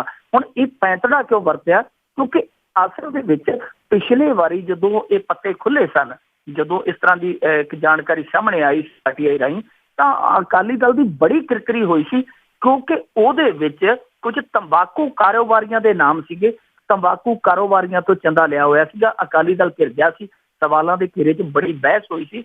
ਸੋ ਉਹ ਚੀਜ਼ ਤੋਂ ਬਚਣ ਲਈ ਮੈਨੂੰ ਲੱਗਦਾ ਕਿ ਕਿਤੇ ਨਾ ਕਿਤੇ ਜਿਹੜੇ ਉਹ ਅਣਪਛਾਤੇ ਵਸੀਲੇ ਬਣਾ ਦਿੱਤੇ ਗਏ, ਉਹਨਾਂ ਨੂੰ ਉਹ ਫਾਇਦਾ ਲਿਆ ਗਿਆ ਜਿਹੜੀ ਚੀਜ਼ ਦਾ ਅਧਿਕਾਰ ਹੈ ਪਾਰਟੀਆਂ ਕੋਲ। ਹੁਣ ਸਵਾਲ ਇਹ ਪੈਦਾ ਹੁੰਦਾ ਹੈ ਜੀ ਕਿ ਜਨ ਪ੍ਰਤੀਨਿਧ ਐਕਟ ਦੇ ਵਿੱਚ ਇਹੋ ਜਿਹੀ ਸੋਧ, ਇਹੋ ਜਿਹੀ ਮੱਦ ਰੱਖੀ ਕਿਉਂ ਗਈ ਹੈ ਕਿ ਜਿਹੜੀ 20,000 ਤੱਕ ਜਿਹੜਾ ਚੰਦਾ ਹੈ ਜੀ ਉਹ ਗੁਪਤ ਰੱਖਿਆ ਜਾ ਸਕਦਾ, ਉਹਦਾ ਵਸੀਲਾ ਦੱਸਣ ਦੀ ਲੋੜ ਨਹੀਂ। ਮੈਨੂੰ ਲੱਗਦਾ ਜੀ ਕਿ ਚੰਦਾ ਤੇ 1-1 ਰੁਪਇਆ ਚਾਹੇ ਜਿੱਥੋਂ ਮਰਜ਼ੀ ਹੈ ਉਹ ਦੱਸਣ ਦੀ ਲੋੜ ਹੈ। ਜੇ ਟਰਾਂਸਪੇਰੈਂਸੀ ਰੱਖਣੀ ਹੈ, ਪਾਰਦਰਸ਼ਤਾ ਰੱਖਣੀ ਹੈ ਸਿਆਸਤ ਦੇ ਵਿੱਚ, ਸਿਸਟਮ ਦੇ ਵਿੱਚ, ਤਾਂ ਇਹ ਜ਼ਰੂਰੀ ਹੈ। ਚਾਹੇ ਕੋਈ ਦੁਆਨੀ ਵੀ ਦਿੰਦਾ, ਪਤਾ ਲੱਗੇ ਕਿ ਫਲਾਣੇ ਬੰਦੇ ਨੇ ਫਲਾਣੇ ਨੂੰ ਚੰਦਾ ਦਿੱਤਾ। ਹੁਣ ਦੂਜੇ ਪਾਸੇ ਜੇ ਗੱਲ ਕਰੀਏ ਕਿ ਪਿਛਲੇ ਵਾਰੀ ਤੰਬਾਕੂ ਕਾਰੋਬਾਰੀਆਂ ਨੇ ਦਿੱਤਾ ਸੀ ਚੰਦਾ, ਤੇ ਇਸ ਵਾਰ ਜਿਹੜਾ ਸਭ ਤੋਂ ਜ਼ਿਆਦਾ ਜਿਹੜਾ ਇਹਨਾਂ ਨੇ ਐਲਾਨੀਆ ਨਾਂ ਰੱਖਿਆ ਕਿ ਚੰਦਾ ਦੇਣ ਵਾਲਿਆਂ ਦੀ ਸੂਚੀ ਦੇ ਵਿੱਚ, ਉਹ ਇਸ ਵਾਰ ਜਿਹੜਾ ਹੈ ਉਹ ਸ਼ਰਾਬ ਦਾ ਕਾਰੋਬਾਰੀ ਹੈ। ਇਸ ਵਾਰ ਸਭ ਤੋਂ ਜ਼ਿਆਦਾ ਚੰਦਾ ਜਿਹੜਾ ਉਹ ਸ਼ਰਾਬ ਦੇ ਕਾਰੋਬਾਰੀ ਦੀਪ ਮਲਹੋਤਰਾ ਨੇ ਦਿੱਤਾ, 12 ਲੱਖ ਦਾ ਚੰਦਾ। ਸੋ ਇਸ ਵਾਰ ਸ਼ਰਾਬ ਦੇ ਕਾਰੋਬਾਰੀ ਨੇ ਮੋਰਚਾ ਮਾਰਿਆ। ਪਿਛਲੀ ਵਾਰੀ ਤੰਬਾਕੂ ਵਾਲੇ ਸੀਗੇ ਸਾਹਮਣੇ ਆਏ, ਇਸ ਵਾਰੀ ਸ਼ਰਾਬ ਦਾ ਕਾਰੋਬਾਰੀ ਜਿਹੜਾ ਦੀਪ ਮਲਹੋਤਰਾ, ਵਿਧਾਇਕ ਵੀ ਹੈ ਵੈਸੇ ਫਰੀਦਕੋਟ ਤੋਂ, ਉਹਦਾ ਦਾਨ ਦੇਣ ਦੇ ਮਾਮਲੇ 'ਚ ਮੋਹਰੀ ਨਾਂ ਆ। ਉਹਨੇ 12 ਲੱਖ ਰੁਪਏ ਜਿਹੜਾ ਆਪਦੇ ਪਾਰਟੀ ਨੂੰ ਫੰਡ ਦਿੱਤਾ ਜੀ। ਕਿਸੇ ਕੰਮ ਤੇ ਨਹੀਂ ਵਰਤਦੇ, ਬਸ ਇਸ ਤਰ੍ਹਾਂ ਫੰਡ ਦੇਣੇ ਆ ਜਿਨ੍ਹਾਂ ਲੋਕਾਂ ਨੂੰ ਚਾਹੀਦੇ ਵੀ ਨਹੀਂ। ਤੇ ਅੱਗੇ ਆਪਾਂ ਗੱਲ ਕਰੀਏ ਜੀ ਸਿਰੋਪਾਓ ਦੀ। ਸੁਖਬੀਰ ਸਿੰਘ ਬਾਦਲ ਜਦ ਗਏ ਦਰਬਾਰ ਸਾਹਿਬ ਮੱਥਾ ਟੇਕਣ, ਤੇ ਉੱਥੇ ਇੱਕ SGPC ਦੇ ਕਰਮਚਾਰੀ ਨੇ ਉਹਨਾਂ ਨੂੰ ਅਣਦੇਖਿਆ ਕਰ ਦਿੱਤਾ ਤੇ ਉਸਨੇ ਸਰੋਪਾ ਨਹੀਂ ਦਿੱਤਾ, ਪਰ ਉਸ ਨੂੰ ਸਜ਼ਾ ਮਿਲੀ ਜੀ। ਇਹ ਘਟਨਾ ਹੈ ਜਿਹੜੀ ਮੈਨੂੰ ਲੱਗਦਾ ਜੀ 20 ਜਨਵਰੀ ਦੀ ਘਟਨਾ ਆ। ਉਸ ਦਿਨ ਉਪ ਮੁੱਖ ਮੰਤਰੀ ਸਰਦਾਰ ਸੁਖਬੀਰ ਸਿੰਘ ਬਾਦਲ ਨਤਮਸਤਕ ਹੋਣ ਗਏ ਸੀ, ਤਾਂ ਉਸ ਸਮੇਂ ਜਿਹੜਾ ਅਰਦਾਸੀਆ ਸਿੰਘ ਸੀ ਉਸ ਸਮੇਂ ਡਿਊਟੀ ਤੇ ਦਰਬਾਰ ਸਾਹਿਬ ਦੇ ਅੰਦਰ, ਉਹਨੇ ਸਿਰੋਪਾਓ ਦੇਣ ਤੋਂ ਇਨਕਾਰ ਕਰ ਦਿੱਤਾ ਸੀਗਾ ਉਪ ਮੁੱਖ ਮੰਤਰੀ ਨੂੰ ਕਿ ਮੈਂ ਇਹ ਸਿਰੋਪਾਓ ਉਹਨਾਂ ਨੂੰ ਨਹੀਂ ਦੇਵਾਂਗਾ। ਉਹਦਾ ਕਾਰਨ ਇਹ ਸੀਗਾ ਕਿ ਉਹਦੇ ਕਹਿਣ ਮੁਤਾਬਕ ਉਹ ਕਹਿੰਦਾ ਸੀਗਾ ਬਰਗਾੜੀ ਕਾਂਡ ਦੇ ਜਿਹੜੇ ਦੋਸ਼ੀ ਹੈ, ਗੋਲੀ ਕਾਂਡ ਜਿਹੜਾ ਹੋਇਆ ਸੀ ਬਾਈਬਲ ਕਲਾਂ ਦਾ, ਉਹਦੇ ਦੋਸ਼ੀ ਹਾਲੇ ਤੱਕ ਜਿਹੜੇ ਸਰਕਾਰ ਨੇ ਫੜੇ ਨਹੀਂ, ਔਰ ਇਹ ਸਰਕਾਰ ਹੈ ਜਿਹੜੀ ਗੁਰੂ ਸਾਹਿਬ ਦੀ ਬੇਅਦਬੀ ਲਈ ਜ਼ਿੰਮੇਵਾਰ ਹੈ। ਸੋ ਇਹਨਾਂ ਨੇ ਕੌਮ ਦਾ ਨੁਕਸਾਨ ਕੀਤਾ, ਮੈਂ ਇਹਨਾਂ ਨੂੰ ਸਿਰੋਪਾਓ ਨਹੀਂ ਦੇਵਾਂਗਾ। ਉਸ ਤੋਂ ਬਾਅਦ ਇਹ ਜਿਹੜਾ ਵਿਵਾਦ ਸੀਗਾ, ਹਾਲਾਂਕਿ ਜਿਹੜੇ ਵੱਡੇ ਮੀਡੀਆ ਅਦਾਰੇ ਆ, ਵੱਡੇ ਥੰਮ ਆ, ਉਹਨਾਂ ਨੇ ਇਹ ਖਬਰ ਜਿਹੜੀ ਬਾਹਰ ਨਹੀਂ ਸੀ ਕੱਢੀ, ਪਰ ਜਿਹੜੇ ਥੋੜੇ ਜਿਹੇ ਦੂਜੇ ਦਰਜੇ ਦੇ ਕਹਿ ਸਕਦੇ ਆ ਮੀਡੀਆ ਅਦਾਰੇ ਆ, ਉਹਨਾਂ ਨੇ ਇਹ ਖਬਰ ਬਾਹਰ ਲਿਆਂਦੀ। ਫਿਰ ਚਰਚਾ ਹੋਈ, ਸੋਸ਼ਲ ਮੀਡੀਆ ਤੇ ਬੜੀ ਚਰਚਿਤ ਹੋਈ ਇਹ ਖਬਰ, ਉਹਨਾਂ ਦੀ ਫੋਟੋ ਵੀ ਵਾਇਰਲ ਹੋ ਗਈ ਭਾਈ ਬਲਬੀਰ ਸਿੰਘ ਹੋਰਾਂ ਦੀ। ਉਸ ਤੋਂ ਬਾਅਦ ਇੱਕ ਉਮੀਦ ਵੱਜ ਗਈ ਸੀ, ਇੱਕ ਆਸ ਲੋਕਾਂ ਨੂੰ ਹੋ ਗਈ ਸੀ, ਪੱਕੋ ਸੀ ਕਿ ਭਾਈ ਬਲਬੀਰ ਸਿੰਘ ਤੇ ਕਾਰਵਾਈ ਜ਼ਰੂਰ ਹੋਏਗੀ। ਸੋ ਉਹ ਆਸ ਤਵੱਕੋ ਜਿਹੜੀ ਸੀਗੀ ਉਹ ਲੋਕਾਂ ਦੀ ਜਿਹੜੀ ਹੈ ਪੂਰੀ ਹੋ ਗਈ, ਕਿਉਂਕਿ ਉਹਨਾਂ ਨੂੰ ਹਾਲਾਂਕਿ ਕਿਉਂਕਿ ਉਹ ਸੀਗੇ ਅਰਦਾਸੀਏ ਸਿੰਘ ਸੀ, ਲਾਈਵ ਜਿਹੜੇ ਆਪਾਂ ਦੇਖਦੇ ਹੁੰਦੇ ਦਰਬਾਰ ਸਾਹਿਬ ਦੇ ਵਿੱਚ ਲਾਈਵ ਕੀਰਤਨ ਦੇ ਦੌਰਾਨ ਜਿਹੜੇ ਕੁਝ 4-5 ਸਿੰਘ ਹੁੰਦੇ ਜਿਹੜੇ ਰੈਗੂਲਰ ਉੱਥੇ ਡਿਊਟੀ ਕਰਦੇ, ਉਹਨਾਂ ਦੇ ਵਿੱਚ ਡਿਊਟੀ ਸੀ, ਤਾਂ ਉੱਥੋਂ ਕੱਟ ਕੇ ਉਹਨਾਂ ਦੀ ਡਿਊਟੀ ਹੈ ਜਿਹੜੀ ਬਾਹਰ ਕਰ ਦਿੱਤੀ ਗਈ। ਹੁਣ ਉਹ ਬਾਹਰ ਭੇਜ ਦਿੱਤੇ ਗਏ ਦਰਬਾਰ ਸਾਹਿਬ ਦੇ ਵਿੱਚੋਂ। ਸੋ ਇਹ ਜਿਹੜੀ ਉਮੀਦ ਸੀਗੀ ਲੋਕਾਂ ਦੀ, ਉਸ ਉਮੀਦ ਤੇ ਇਹ ਖਰਾ ਉਤਰ ਗਈ ਕਮੇਟੀ। ਪਰ ਬਲਬੀਰ ਸਿੰਘ ਕੌਣ ਹੈ? ਬਹੁਤ ਸਾਰੇ ਲੋਕਾਂ ਨੂੰ ਪਤਾ ਨਹੀਂ ਹੋਣਾ ਬਲਬੀਰ ਸਿੰਘ ਕੌਣ ਆ। ਤਾਂ ਇਹ ਬਲਬੀਰ ਸਿੰਘ ਉਹੀ ਬਲਬੀਰ ਸਿੰਘ ਹੈ ਜੀ ਜਿਹਨੇ ਅਕਾਲੀ ਦਲ ਜਿਹੜੀ 1997 ਤੋਂ ਸਰਕਾਰ ਆਈ ਹੈ, ਉਸ ਦੌਰਾਨ ਵੀ ਇੱਕ ਬੜਾ ਵੱਡਾ ਘੁਟਾਲਾ ਉਜਾਗਰ ਕੀਤਾ ਸੀਗਾ। ਹੋਇਆ ਇੰਜ ਸੀ ਕਿ ਇੱਕ ਸ਼ਰਧਾਲੂ ਜਿਹੜਾ ਉਹ ਸੋਨੇ ਦੀ ਪਾਲਕੀ ਲੈ ਕੇ ਆਇਆ ਸੀਗਾ ਦਰਬਾਰ ਸਾਹਿਬ, ਤੇ ਉਹਦੇ ਵਿੱਚੋਂ 250 ਗ੍ਰਾਮ ਸੋਨੇ ਨੂੰ ਮੁੱਠ ਲਾ ਲਈ ਸੀ ਕਿਸੇ ਕਰਮਚਾਰੀ ਨੇ। ਤਾਂ ਬਲਬੀਰ ਸਿੰਘ ਨੇ ਰੌਲਾ ਪਾ ਲਿਆ ਸੀ, ਰੱਟਾ ਪਾ ਲਿਆ ਸੀ ਕਿ ਇਸ ਸੋਨੇ ਚੋਂ ਪਾਇਆ ਸੋਨਾ ਜਿਹੜਾ ਉਹ ਹੇਰ-ਫੇਰ ਨਾਲ ਲਿਜਾਇਆ ਗਿਆ। ਉਸ ਸਮੇਂ ਜਿਹੜਾ ਉਹ ਹੇਰ-ਫੇਰ ਕਰਨ ਵਾਲਾ ਸੀਗਾ ਬੰਦਾ, ਮੈਨੇਜਰ ਜਿਹੜਾ ਸੀਗਾ, ਉਹਦੀ ਜਿਹੜੀ ਕੰਡ ਖਹਿੰਦੀ ਸੀ ਇੱਕ ਮੰਤਰੀ ਦੇ ਨਾਲ। ਤਾਂ ਉਸ ਮੰਤਰੀ ਔਰ ਜਿਹੜੀ ਸਿਆਸਤ ਪੁਸ਼ਤਪਨਾਹੀ ਕਰਦੀ ਹੈ ਜਿਹੜੀ, ਉਹਦੇ ਚੱਲਦਿਆਂ ਉਹ ਜਿਹੜਾ ਸ਼ਰਧਾਲੂ ਪਾਲਕੀ ਲੈ ਕੇ ਆਇਆ ਸੀਗਾ, ਉਹਦੇ ਤੇ ਦਬਾਅ ਪਾ ਕੇ ਬਿਆਨ ਲੈ ਲਿਆ ਗਿਆ ਕਿ ਨਹੀਂ ਜੀ ਮੈਂ ਤੇ ਉਹ ਜਿਹੜਾ ਸੋਨਾ ਸੀਗਾ ਉਹ ਆਪ ਵਾਪਸ ਲੈ ਗਿਆ ਸੀਗਾ। ਤੇ ਉਸ ਮਾਮਲੇ 'ਚ ਇਹਨੂੰ ਭਾਈ ਬਲਬੀਰ ਸਿੰਘ ਨੂੰ ਜਿਹੜਾ ਉਹ ਮੁਅੱਤਲ ਕਰ ਦਿੱਤਾ ਗਿਆ ਸੀ। ਪਰ ਸਾਲ 1.5 ਸਾਲ ਬਾਅਦ ਜਦੋਂ ਉਹ ਮਾਮਲਾ ਫਿਰ ਜਿਹੜਾ ਵਿਚਾਰਿਆ ਗਿਆ ਤਾਂ ਉਹ ਭਾਈ ਬਲਬੀਰ ਸਿੰਘ ਸੱਚਾ ਪਾਇਆ ਗਿਆ, ਉਹਨੂੰ ਫਿਰ ਬਹਾਲ ਕਰ ਦਿੱਤਾ ਗਿਆ, ਯਾਨੀ ਹੇਰ-ਫੇਰ ਹੋਈ ਸੀ। ਇਹੀ ਭਾਈ ਬਲਬੀਰ ਸਿੰਘ ਆ ਜਿਹਨੇ ਚੰਦੋਆ ਧਾਂਦਲੀ ਜਿਹੜੀ ਉਜਾਗਰ ਕੀਤੀ ਸੀ। ਤੁਹਾਨੂੰ ਪਤਾ ਹੋਣਾ ਕਿ ਚੰਦੋਇਆਂ ਦੇ ਵਿੱਚ ਵੀ ਬਹੁਤ ਵੱਡਾ ਇੱਕ ਗਬਨ ਸਾਹਮਣੇ ਆ ਚੁੱਕਾ ਦਰਬਾਰ ਸਾਹਿਬ ਦੇ ਵਿੱਚੋਂ। ਤਾਂ ਉਹ ਗਬਨ ਵੀ ਇਹਨੇ ਸਾਹਮਣੇ ਲਿਆਂਦਾ ਸੀਗਾ, ਕਿਉਂਕਿ ਇੱਕ ਦੁਕਾਨਦਾਰ ਸੀਗਾ ਜਿਹਦੇ ਕੋਲ ਰਜਿਸਟਰ ਪਿਆ ਹੁੰਦਾ ਸੀ, ਜਿਹਦੇ 'ਚ ਉਹ ਸਾਰੇ ਦਰਜ ਕੀਤੇ ਜਾਂਦੇ ਸੀ, ਤੇ ਉਹ ਦੁਕਾਨਦਾਰ ਜਿਹੜਾ ਉਹਨੇ ਸੀਟੀਆਂ ਲਾਈਆਂ ਹੋਈਆਂ ਸੀ। RSS ਦੇ ਨਾਲ ਵੀ ਉਹਦੀਆਂ ਕਾਫੀਆਂ ਨਜ਼ਦੀਕੀਆਂ ਜਿਹੜੀਆਂ ਚਰਚਾ ਦਾ ਵਿਸ਼ੇ ਰਹੀਆਂ। ਤਾਂ ਉਸ ਦੁਕਾਨਦਾਰ ਦੇ ਕਰੋੜਪਤੀ ਅਰਬਾਂਪਤੀ ਬਣ ਜਾਣ ਦਾ ਇਹੀ ਫਾਰਮੂਲਾ ਸੀਗਾ। ਬਾਅਦ ਦੇ ਵਿੱਚ ਭਾਈ ਬਲਬੀਰ ਸਿੰਘ ਨੇ ਜਦੋਂ ਇਹ ਜਿਹੜਾ ਘੁਟਾਲਾ ਬਾਹਰ ਲਿਆਂਦਾ ਤਾਂ ਉਹ ਰਜਿਸਟਰ ਹੈ ਜਿਹੜਾ ਉਸ ਤੋਂ ਬਾਅਦ ਅੰਦਰ ਲਿਆਂਦਾ ਗਿਆ। ਉਸ ਦੁਕਾਨਦਾਰ ਦੀ ਗੱਦੀ ਤੋਂ ਚੁੱਕ ਕੇ ਉਹ ਰਜਿਸਟਰ ਬਾਅਦ ਦੇ ਵਿੱਚ ਅੰਦਰ ਲਿਆਂਦਾ ਗਿਆ। ਸੋ ਇਹੋ ਜਿਹੇ ਜਿਹੜੇ ਇਹ ਵਿਰੋਧ ਆ, ਇਹੋ ਜਿਹੇ ਘਪਲੇ ਆ ਜਿਹੜੇ ਭਾਈ ਬਲਬੀਰ ਸਿੰਘ ਪਹਿਲਾਂ ਵੀ ਕਰਦਾ ਰਿਹਾ, ਚੜ੍ਹਦੀ ਕਲਾ ਵਾਲਾ ਬੰਦਾ ਹੈ। ਪਰ ਹੁਣ ਇਹ ਦੇਖਣਾ ਹੋਏਗਾ ਕਿ ਭਾਈ ਬਲਬੀਰ ਸਿੰਘ ਜਿਹੜਾ ਆ ਉਹ ਇਹੋ ਜਿਹੇ ਵਿਰੋਧ, ਇਹੋ ਜਿਹੇ ਘਪਲੇ ਅੱਗੇ ਵੀ ਉਜਾਗਰ ਕਰਨ ਦਾ ਮੌਕਾ ਪ੍ਰਾਪਤ ਕਰੇਗਾ, ਜਾਂ ਹੁਣ ਉਹ ਪਾਰੀ ਹੈ ਜਿਹੜੀ ਉਹ ਇੱਥੇ ਜਿਹੜੀ ਸਮਾਪਤ ਹੋ ਜਾਏਗੀ, ਇੱਥੇ ਸਮਾਪਤ ਕਰ ਦਿੱਤੀ ਜਾਏਗੀ। ਕਿਉਂਕਿ ਅੱਗੇ ਜਿਹੜੇ ਵਿਰੋਧ ਕਰਨ ਵਾਲੇ ਸੀਗੇ, ਚਾਹੇ ਭਾਈ ਬਲਦੇਵ ਸਿੰਘ ਵਡਾਲਾ, ਉਹਨਾਂ ਦੀ ਉੱਥੋਂ ਡਿਊਟੀ ਕੱਟ ਕੇ ਉਹਨਾਂ ਨੂੰ ਜੀਂਦ ਮਾਰਿਆ, ਜੀਂਦ ਹਰਿਆਣੇ ਦੇ ਵਿੱਚ। ਇਸ ਤੋਂ ਇਲਾਵਾ ਸੁਰਿੰਦਰ ਸਿੰਘ ਸੀਗੇ, ਭਾਈ ਸੁਰਿੰਦਰ ਸਿੰਘ, ਉਹਨਾਂ ਨੂੰ ਵੀ ਇਸ ਤਰ੍ਹਾਂ ਨੁਕਰੇ ਲਾ ਦਿੱਤਾ ਗਿਆ। 12 ਕਰਮਚਾਰੀ ਉਹ ਸੀਗੇ ਜਿਹੜੇ ਬਰਗਾੜੀ ਸਮਾਗਮ ਦੇ ਵਿੱਚ ਸ਼ਾਮਲ ਹੋਣ ਗਏ ਸੀ, ਉਹਨਾਂ ਨੂੰ ਵੀ ਨੁਕਰੇ ਲਾ ਦਿੱਤਾ ਗਿਆ। ਹੁਣ ਇਹੀ ਸਵਾਲ ਹੈ ਕਿ ਇਹ ਭਾਈ ਬਲਬੀਰ ਸਿੰਘ ਜਿਹੜਾ ਉਹ ਅੱਗੇ ਵੀ ਇਹੋ ਜਿਹੇ ਕੰਮ ਹੈ ਜਿਹੜੇ ਕਰਦਾ ਰਹੇਗਾ, ਜਾਂ ਹੁਣ ਮੌਕਾ ਨਹੀਂ ਮਿਲੇਗਾ। ਜੀ, ਤੇ ਅੱਗੇ ਆਪਾਂ ਇੱਕ ਨੌਜਵਾਨ ਦੀ ਗੱਲ ਕਰਦੇ ਹਾਂ, ਉਸਨੇ ਹੈਰੋਇਨ ਦਾ ਟੀਕਾ ਲਾਇਆ ਪਰ ਬਚ ਨਹੀਂ ਸਕਿਆ। ਇਹ ਹੈਰੋਇਨ ਦਾ ਟੀਕਾ ਹੈ ਜਿਹੜਾ, ਹੈਰੋਇਨ ਦਾ ਟੀਕਾ ਨਹੀਂ, ਮੌਤ ਦਾ ਟੀਕਾ ਹੈ। ਹੈਰੋਇਨ ਦਾ ਟੀਕਾ ਆਪਾਂ ਕਹਿ ਦਈਏ ਕਿ ਹੈਰੋਇਨ ਦਾ ਟੀਕਾ ਹੈ ਮੌਤ ਆ। ਮੌਤ ਜਦੋਂ ਨਾੜਾਂ ਦੇ ਵਿੱਚ ਜਾਂਦੀ ਹੈ ਤਾਂ ਜਿਹੜੀਆਂ ਨਾੜਾਂ ਨਸ਼ੇ ਦੀਆਂ ਮਾਰੀਆਂ ਹੁੰਦੀਆਂ, ਕਈਆਂ ਨਾੜਾਂ ਤੋਂ ਚੱਲ ਨਹੀਂ ਹੁੰਦਾ, ਤੇ ਮੌਤ ਹੈ ਜਿਹੜੀ ਫਿਰ ਉਹਦੇ ਸਰੀਰ ਨੂੰ ਆਪਣੇ ਪੰਜੇ 'ਚ ਲੈ ਲੈਂਦੀ ਹੈ।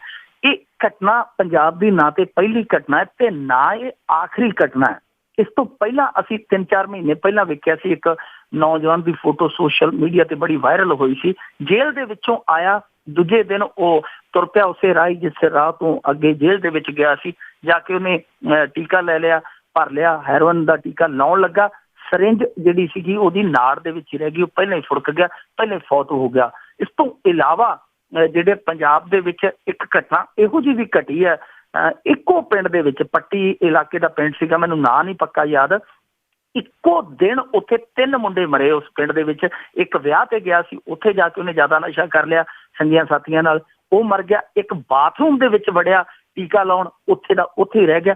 ਇੱਕ ਨੌਜਵਾਨ ਜਿਹੜਾ ਹੋਰ ਸੀਗਾ ਉਹ ਹਸਪਤਾਲ ਦੇ ਵਿੱਚ ਓਵਰਡੋਜ਼ ਕਰਕੇ ਹਸਪਤਾਲ 'ਚ ਗਿਆ, ਉੱਥੋਂ ਕਦੇ ਪਰਤਿਆ ਹੀ ਨਾ। ਸੋ ਇਹ ਪੰਜਾਬ ਦੀ ਹੋਣੀ ਦੀ ਇੱਕ ਪ੍ਰੋੜਤਾ ਹੈ, ਇਹੋ ਜਿਹੀਆਂ ਘਟਨਾਵਾਂ। ਅਸੀਂ ਵੈਸੇ ਆਦੀ ਹੋ ਗਏ ਹਾਂ, ਸਾਡੀ ਸੰਵੇਦਨਾ ਜਿਹੜੀ ਉਹ ਬੜੀ ਬਹੁਤ ਵੱਡੇ ਰੂਪ ਦੇ ਵਿੱਚ ਘਟ ਗਈ ਹੈ, ਕਿਉਂਕਿ ਅਸੀਂ ਜਿੰਨਾ ਚਿਰ ਵੱਡਾ ਨੁਕਸਾਨ ਨਹੀਂ ਹੁੰਦਾ ਉਹਨੂੰ ਖਬਰ ਨਹੀਂ ਮੰਨਦੇ। ਪਰ ਇਹ ਜਿਹੜੀਆਂ ਛੋਟੀਆਂ ਖਬਰਾਂ ਆ, ਇਹ ਛੋਟੀਆਂ ਖਬਰਾਂ ਅਸਲ ਕਹਾਣੀ ਦੱਸਦੀਆਂ ਨੇ। ਅਸਲ ਕਹਾਣੀ ਕੀ ਹੈ ਜੀ, ਕਿ ਜਿਵੇਂ ਜਿਵੇਂ ਇਹ ਨਸ਼ੇੜੀ ਵੱਧ ਰਹੇ ਆ, ਔਰ ਜਿਵੇਂ ਜਿਵੇਂ ਇਹਨਾਂ ਦਾ ਜਿਹੜਾ ਵਕਫਾ ਉਹ ਅੱਗੇ ਜਾਂਦਾ ਰਹਿੰਦਾ ਨਸ਼ੇ ਦਾ, ਤਾਂ ਇਹਨਾਂ ਦੇ ਜਿਹੜੇ ਖਰਚੇ ਆ ਜਿਹੜੇ ਉਹ ਵੱਧ ਜਾਂਦੇ ਆ, ਔਰ ਜਿਹੜੇ ਵਸੀਲੇ ਹੁੰਦੇ ਆ ਉਹ ਬੰਦ ਹੋ ਜਾਂਦੇ ਆ। ਸੋ ਇਹ ਕੀ ਕਰਦੇ, ਉਪਾਅ ਕਰਨੇ ਸ਼ੁਰੂ ਕਰ ਦਿੰਦੇ ਨਵੇਂ ਤੋਂ ਨਵਾਂ। ਹੁਣ ਹੈਰੋਇਨ ਦਾ ਟੀਕਾ ਜਿਹੜਾ ਉਹ ਹੁਣ 1-2 ਸਾਲਾਂ ਦਾ ਹੀ ਚੱਲਿਆ।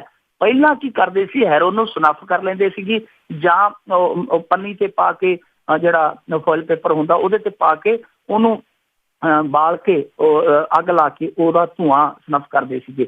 ਇਹ ਵਿਧੀ ਦੁਆਰਾ ਹੈਰੋਇਨ ਲਈ ਜਾਂਦੀ ਸੀ। ਪਰ ਹੁਣ ਕਿਉਂਕਿ ਜਿਵੇਂ ਜਿਵੇਂ ਨਸ਼ੇੜੀ ਪੁਰਾਣੇ ਹੁੰਦੇ ਜਾ ਰਹੇ, ਖਰਚੇ ਜਿਹੜੇ ਉਹਨਾਂ ਦੇ ਵੱਧਦੇ ਜਾ ਰਹੇ, ਤਾਂ ਉਹ ਕੀ ਕਰਦੇ ਜੀ, ਹੁਣ ਇਕੱਠੇ 4-5 ਜਣੇ ਰਲ ਕੇ ਉਹ 1000-2000 ਦਾ ਜਿਹੜਾ ਉਹ ਲੈ ਲੈਂਦੇ ਆਪਦਾ ਮਾਲ ਪੱਤਾ, ਤੇ ਫਿਰ ਉਸ ਤੋਂ ਬਾਅਦ ਕੀ ਕਰਦੇ ਕਿ ਉਹਦੇ 'ਚ ਵਾਟਰ ਉਹ ਮਿਕਸ ਕਰਕੇ ਉਸ ਪਾਊਡਰ ਦੇ ਵਿੱਚ ਉਹਦਾ ਘੋਲ ਬਣਾ ਲੈਂਦੇ ਆ, ਕਾਫੀ ਮਿਕਦਾਰ 'ਚ ਘੋਲ ਬਣਾ ਲੈਂਦੇ ਆ, ਤੇ ਉਹਨੂੰ ਹਿੱਸਿਆਂ 'ਚ ਵੰਡ ਲੈਂਦੇ ਆ ਕਿ ਇੰਨਾ ml ਤੇਰਾ, ਇੰਨਾ ml ਤੇਰਾ, ਇੰਨਾ ml ਤੇਰਾ।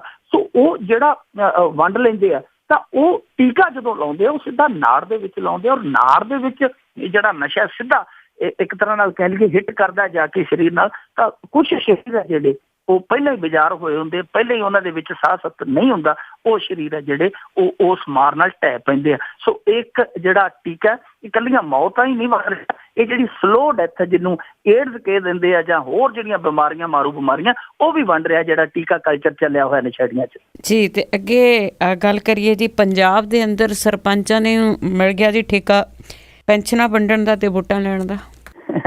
ਬਿਲਕੁਲ ਜੀ, ਸਰਪੰਚਾਂ ਨੇ ਫਿਰ ਇਹੀ ਜਿਹੜਾ ਕੰਮ ਕਰਨਾ, ਕਿਉਂਕਿ ਸਰਪੰਚਾਂ ਕੋਲ ਜਿਹੜਾ ਹੁਣ ਗਰਾਂਟਾਂ ਵਾਲਾ ਕੰਮ ਸੀਗਾ ਉਹ ਤਾਂ ਇਹਨਾਂ ਨੇ ਲੈ ਲਿਆ। ਉਹ ਤੇ ਕਮੇਟੀਆਂ ਬਣਾ ਦਿੱਤੀਆਂ ਡਿਪਟੀ ਕਮਿਸ਼ਨਰ ਹੋਰਾਂ ਦੀ ਨਿਗਰਾਨੀ ਹੇਠ, ਜਾਂ ਜਿਹੜੇ ਹੋਰ ਅਧਿਕਾਰੀ ਆ ਉਹਨਾਂ ਦੀ ਨਿਗਰਾਨੀ ਹੇਠ, ਉਹਨਾਂ ਕੋਲੋਂ ਜਿਹੜੀਆਂ ਚੀਜ਼ਾਂ ਲਈਆਂ ਤਾਂ ਉਹ ਚੀਜ਼ਾਂ ਜਿਹੜੀਆਂ ਖੱਬੇ ਪਾਸਿਓਂ ਲਈਆਂ ਉਹਨਾਂ ਨੂੰ ਸੱਜੇ ਪਾਸਿਓਂ ਦੇਣੀਆਂ ਵੀ ਸ਼ੁਰੂ ਕਰ ਦਿੱਤੀਆਂ ਸਰਕਾਰ ਨੇ, ਕਿਉਂਕਿ ਸਰਪੰਚਾਂ ਨੂੰ ਪਤਾ ਆ, ਸਰਪੰਚਾਂ ਨੇ ਇਹਨਾਂ ਨੂੰ ਤੋੜ ਕੇ ਜਵਾਬ ਦਿੱਤਾ ਹੋਇਆ ਕਿ ਜੇਕਰ ਅਸੀਂ ਗਰਾਂਟਾਂ ਨਹੀਂ ਲਾਵਾਂਗੇ, ਸਾਨੂੰ ਗਰਾਂਟਾਂ ਨਹੀਂ ਮਿਲਣਗੀਆਂ, ਸਾਡਾ ਵਿੱਚ ਕੋਈ ਰੋਲ ਹੀ ਨਹੀਂ ਹੋਏਗਾ, ਤੇ ਫਿਰ ਜਦੋਂ ਤੁਹਾਡੇ ਜਥੇਦਾਰ ਸਾਨੂੰ ਘਰ ਘਰ ਭੇਜਣਗੇ ਕਿ ਜਾ ਕੇ ਵੋਟਾਂ ਮੰਗੋ, ਫਿਰ ਉਦੋਂ ਝੋਲੀ 'ਚ ਜੋ ਸਾਡੇ ਪਏਗਾ ਆ ਕੇ ਅਸੀਂ ਨਹੀਂ ਵੰਡਾਉਣਾ, ਉਹ ਤੁਸੀਂ ਲੈ ਲਿਓ ਝੋਲੀ 'ਚ ਜੋ ਸਾਡੇ ਡਿੱਗੇਗਾ ਫਲ ਬੂਟਾ। ਸੋ ਉਹ ਇਸ ਕਰਕੇ ਹੁਣ ਜਿਹੜੇ ਸਰਪੰਚ ਆ ਉਹਨਾਂ ਨੂੰ ਖੁਸ਼ ਕਰਨ ਦੀ ਇੱਕ ਕਵਾਇਦ ਆ, ਕੁਵਤ ਆ ਕਿ ਜਿਹੜੀਆਂ ਪੈਨਸ਼ਨਾਂ ਸੀ ਉਹ ਪੈਨਸ਼ਨਾਂ ਹੁਣ ਮੁੜ ਸਰਪੰਚ ਵੰਡਣਗੇ। ਪਹਿਲਾਂ ਵੀ ਸਰਪੰਚ ਵੰਡਦੇ ਸੀਗੇ, ਪਰ ਜੇ ਗੱਲ ਕਰੀਏ ਤਾਂ ਅੱਜ ਤੋਂ 1.5-2 ਸਾਲ ਪਹਿਲਾਂ ਇਹ ਜਿਹੜੀ ਪੈਨਸ਼ਨ ਵੰਡਣ ਦੀ ਜਿਹੜੀ ਸੀਗੀ ਵਿਧੀ ਉਹ ਇਹਨਾਂ ਤੋਂ ਵਾਪਸ ਲੈ ਲਈ ਗਈ ਸੀ ਕਿ ਬੈਂਕਾਂ ਦੇ ਨਾਲ ਪੈਨਸ਼ਨ ਜੋੜ ਦਿੱਤੀ ਗਈ ਸੀ, ਕਿਉਂਕਿ ਭਾਰਤ ਦੇ ਵਿੱਚ ਕੇਂਦਰੀ ਨੀਤੀ ਹੈ ਕਿ ਜਿਹੜੇ ਇਸ ਤਰ੍ਹਾਂ ਦੇ ਲੋਕਾਂ ਦੇ ਕੰਮ ਆ ਉਹ 100% ਬੈਂਕਾਂ ਦੇ ਰਾਹੀਂ ਹੋਣ, ਇੱਕ ਪਾਲਿਸੀ ਸੀਗੀ ਗੌਰਮੈਂਟ ਦੀ। ਸੋ ਲੋਕਾਂ ਨੇ ਜਿਹੜੇ ਪੈਨਸ਼ਨਰਾਂ ਨੇ ਉਦੋਂ ਖਾਤੇ ਖਲਵਾਏ ਸੀਗੇ। ਹੁਣ ਇਹ ਜਿਹੜੀ ਵਿਧੀ ਫਿਰ ਅਪਣਾ ਲਈ ਗਈ ਕਿ ਸਰਪੰਚ ਹੈ ਜਿਹੜੇ ਉਹ ਦੇਣਗੇ ਪੈਨਸ਼ਨ, ਵੰਡਣਗੇ, ਡਿਸਟਰੀਬਿਊਟ ਕਰਨਗੇ ਆਪਣੇ ਪਿੰਡ ਦੇ ਪੈਨਸ਼ਨਰਾਂ ਨੂੰ। ਤਾਂ ਇਹ ਜਿਹੜਾ ਸਿੱਧੇ ਤੌਰ ਤੇ ਅਸੀਂ ਕਹਿ ਸਕਦੇ ਹਾਂ ਕਿ ਇਹ ਵੋਟਰਾਂ ਨੂੰ ਖੁਸ਼ ਕਰਨ ਦਾ ਜਿਹੜਾ ਉਹ ਅਹਿਦ ਹੈ, ਉਹ ਕੋਸ਼ਿਸ਼ ਹੈ ਕਿ ਉਹ ਜਿਹੜੇ ਵੋਟਰ ਆ, ਪਿੰਡ ਦੇ ਵੋਟਰ ਆ, ਉਹ ਸਰਪੰਚਾਂ ਤੋਂ ਖੁਸ਼ ਹੋਣ, ਕਿਉਂਕਿ ਹੁਣ 250 ਤੋਂ 500 ਪੈਨਸ਼ਨ ਕੀਤੀ ਹੈ, ਤੇ ਜਦੋਂ ਸਰਪੰਚ ਗਾਂਧੀ ਦੀ ਫੋਟੋ ਵਾਲਾ 500 ਦਾ ਨੋਟ ਕੱਢ ਕੇ ਕਿਸੇ ਪੈਨਸ਼ਨ ਦੀ ਤਲੀ ਤੇ ਰੱਖੇਗਾ ਤੇ ਉਹ ਖੁਸ਼ ਬਹੁਤ ਹੋਏਗਾ ਕਿ ਸਰਪੰਚਾ ਵਾਹ ਤੇਰੀ ਸਰਕਾਰ ਨੇ ਤੇ ਬੱਲੇ ਬੱਲੇ ਕਰਾਤੀ। ਸੋ ਉਹ ਬੱਲੇ ਬੱਲੇ ਕਰਾਉਣ ਦੀ ਉਹ ਕੁਵਤ ਆ ਕਿ ਇਹ ਜਿਹੜੀ ਵਾਪਸ ਅਥਾਰਟੀ ਹੈ ਉਹ ਸਰਪੰਚਾਂ ਨੂੰ ਦਿੱਤੀ ਗਈ। ਪਰ ਅਸਲ ਸਵਾਲ ਇਹ ਹੈ ਜੀ ਕਿ ਸਾਡੇ ਪੰਜਾਬ ਦੇ ਵਿੱਚ ਲਗਭਗ 16 ਲੱਖ ਪੈਨਸ਼ਨਰ ਆ, 16 ਲੱਖ ਪੈਨਸ਼ਨਰ ਨੇ ਖਾਤਾ ਖਲਵਾਇਆ ਸੀ ਬੈਂਕ ਦੇ ਵਿੱਚ। ਤੁਸੀਂ ਆਪ ਹੀ ਦੇਖ ਲਓ ਕਿ ਇੱਕ ਖਾਤੇ ਤੇ ਕਿੰਨੇ ਪੈਸੇ ਲੱਗਦੇ, ਘੱਟੋ ਘੱਟ 500 ਵੀ ਮੰਨ ਕੇ ਚੱਲੋ। ਸੋ ਉਹ ਖਾਤੇ ਜਿਹੜੇ ਲੋਕ ਪੈਨਸ਼ਨਰਾਂ ਨੇ, ਕਿਉਂਕਿ ਹੁਣ ਬਜ਼ੁਰਗ ਹੈ ਜਿਹੜਾ 80-90 ਸਾਲ ਦਾ, ਹੋਰ ਕਿਹੜਾ ਉਹਦੇ ਟਰੱਕ ਚੱਲਦੇ ਆ, ਹੋਰ ਕਿਹੜੇ ਉਹਦੇ ਗਾਡਰ ਦਾ ਕਾਰੋਬਾਰ ਹੈ, ਉਹ ਸਿਰਫ ਪੈਨਸ਼ਨ ਲਈ ਹੀ ਉਹਨੇ ਖਾਤਾ ਖੁਲਾਇਆ ਸੀ। ਜੇ ਹੁਣ ਉਹ ਪੈਨਸ਼ਨ ਦਾ ਜਿਹੜਾ ਵਿਧੀ ਵਿਧਾਨ ਆ ਉਹ ਸਰਪੰਚਾਂ ਦੀ ਝੋਲੀ 'ਚ ਪਾ ਦੇਣਾ ਤਾਂ ਫਿਰ ਉਹ ਖਾਤਾ ਖਲਵਾਉਣ ਦਾ ਕੀ ਤੁਕ ਸੀ? ਇਹਨਾਂ ਜਿਹੜਾ ਪੈਨਸ਼ਨਰਾਂ ਦਾ ਜਿਹੜਾ ਖਾਤਿਆਂ ਰਾਹੀਂ ਸ਼ੋਸ਼ਣ ਹੋਇਆ, ਆਰਥਿਕ ਸ਼ੋਸ਼ਣ ਹੋਇਆ, ਉਹ ਕਿਸ ਖਾਤੇ 'ਚ ਪਵੇਗਾ? ਇਹ ਸਭ ਤੋਂ ਵੱਡਾ, ਇਹ ਸਭ ਤੋਂ ਅਹਿਮ ਸਵਾਲ ਹੈ। ਤੇ ਨਾਲ ਹੀ ਇਹ ਹੈ ਕਿ ਜਿਹੜੇ ਇਹ ਕੇਂਦਰ ਦੇ ਵਿੱਚ ਭਾਈਵਾਲ ਵੀ ਹੈ, ਜਿਹੜੀ ਕੇਂਦਰੀ ਨੀਤੀ ਹੈ ਕਿ 100% ਕੰਮ ਹੈ ਜਿਹੜਾ ਉਹ ਬੈਂਕਾਂ ਰਾਹੀਂ ਹੋਏਗਾ, ਉਹਨੂੰ ਇਹ ਆਪ ਹੀ ਢਾਹ ਲਾ ਰਹੇ ਆ। ਬਿਲਕੁਲ ਜੀ, ਗੱਲ ਤਾਂ ਇਹ ਹੈ ਕਿ ਲੋਕ ਪੁੱਛਦੇ ਨਹੀਂ ਕਿ ਇੱਦਾਂ ਕਿਉਂ ਹੋਇਆ ਤੇ ਇੱਦਾਂ ਕਿਉਂ ਹੋਇਆ। ਅੱਗੇ ਜੀ ਆਪਾਂ ਰੋਜ਼ ਹੀ ਕੋਈ ਨਾ ਕੋਈ ਗੱਲ ਹੈ ਜਿਹੜੀ ਉਹ ਮੌਤ ਦੀ, ਖੁਦਕਸ਼ੀ ਦੀ ਕਰਦੇ ਹਾਂ। ਇਸੇ ਤਰ੍ਹਾਂ ਠੱਗੀ ਦੇ ਸ਼ਿਕਾਰ ਹੋਏ ਇੱਕ ਕਿਸਾਨ ਨੇ ਮੌਤ ਨੂੰ ਗੱਲ ਲਾਇਆ। ਇਹ ਬੜੀਆਂ ਦੁਖਦਾਈ ਖਬਰਾਂ ਨੇ ਜੀ ਜਿਹੜੀਆਂ ਕਿਸਾਨ ਦੇ ਨਾਲ ਜੁੜੀਆਂ ਹੁੰਦੀਆਂ। ਮੈਂ ਹੁਣੇ ਇੱਕ ਕਹਾਣੀ ਪੜ੍ਹ ਰਿਹਾ ਸੀਗਾ, ਕੋਈ ਕਿਸਾਨ ਸੀ ਸੁਲਤਾਨਪੁਰ ਦਾ, ਧੂਰੀ ਪਿੰਡ ਦੇ ਨਜ਼ਦੀਕ, ਤੇ ਉਹਨੇ ਆਪਣੀ ਬੇਟੀ ਦਾ ਵਿਆਹ ਰੱਖਿਆ ਸੀ। ਬੜੀ ਕਾਬਲ ਸੀ ਉਹਦੀ ਬੇਟੀ, ਸਰਬਜੀਤ ਕੌਰ ਸੀ ਉਹਦਾ ਨਾਮ।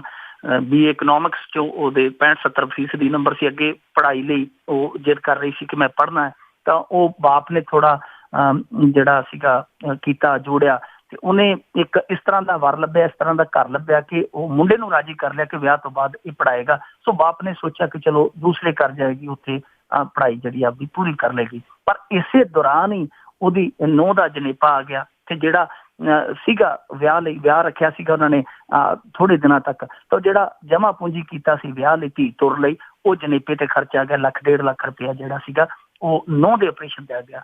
ਤੇ ਜਦੋਂ 4 ਚੁਫੇਰੇ ਘਿਰ ਗਿਆ ਤੇ ਉਹ ਬਾਪ ਨੇ ਜਿਹੜੀ ਹੈ ਉਹ ਡੋਲੀ ਨਹੀਂ ਚੁੱਕੀ ਆਪਦੀ ਧੀ ਦੀ, ਉਹਨੇ ਆਪਣੇ ਆਪ ਨੂੰ ਅਰਥੀ ਤੇ ਪਾ ਲਿਆ, ਉਹ ਖਤਮ ਹੋ ਗਿਆ। ਇਸ ਤਰ੍ਹਾਂ ਦੀਆਂ ਕਹਾਣੀਆਂ ਜਿਹੜੀਆਂ ਕਿਸਾਨਾਂ ਦੇ ਨਾਲ ਜੁੜੀਆਂ ਜਦੋਂ ਪੜ੍ਹਦੇ ਆ ਤੇ ਰੂਹ ਕੰਬ ਜਾਂਦੀ ਹੈ। ਹੁਣ ਇਹ ਜਿਹੜਾ ਕਿਸਾਨ ਆ, ਇਹਦੀ ਕਹਾਣੀ ਹੈ ਜਿਹੜੀ ਉਹ ਇਸ ਤੋਂ ਥੋੜੀ ਜਿਹੀ ਵੱਖਰੀ ਹੈ।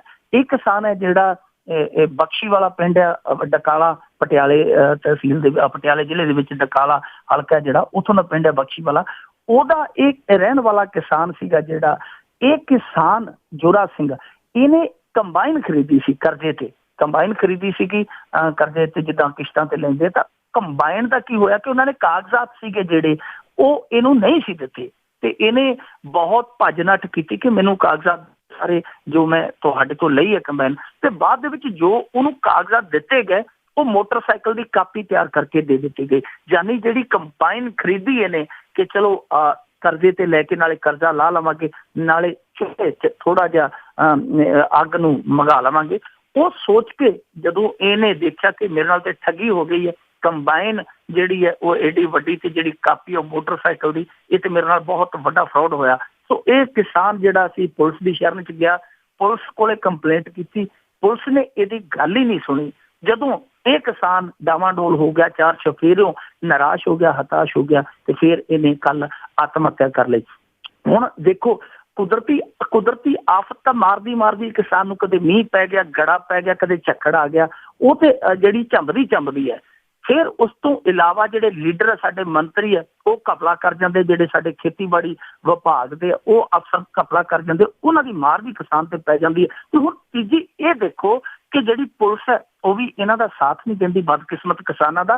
ਤੇ ਚੌਥਾ ਇਹ ਹੈ ਕਿ ਜਿਹੜੇ ਬਿਲਕੁਲ ਮਰੇ ਹੋਏ ਆ, ਜਿਹੜੇ ਡੁੱਬਦੇ ਹੋਏ ਆ, ਉਹਨਾਂ ਦੇ ਸਿਰ ਦੇ ਵਿੱਚ ਹੋਰ ਪਾਣੀ ਪਾਇਆ ਜਾ ਰਿਹਾ। ਜਿਹੜੀਆਂ ਇਸ ਤਰ੍ਹਾਂ ਦੀਆਂ ਕੰਪਨੀਆਂ, ਜਿਹੜੇ ਇਸ ਤਰ੍ਹਾਂ ਦੇ ਸਰਮਾਏਦਾਰ ਧਨਾੜ ਕਾਰੋਬਾਰੀ ਹੈ, ਉਹ ਵੀ ਇਹਨਾਂ ਦੇ ਨਾਲ ਠੱਗੀ ਕਰ ਰਿਹਾ। ਸੋ ਚੁਫੇਰੀ ਠੱਗੀ ਹੈ ਜਿਹੜੀ ਕਿਸਾਨ ਦੇ ਨਾਲ ਹੋ ਰਹੀ ਹੈ।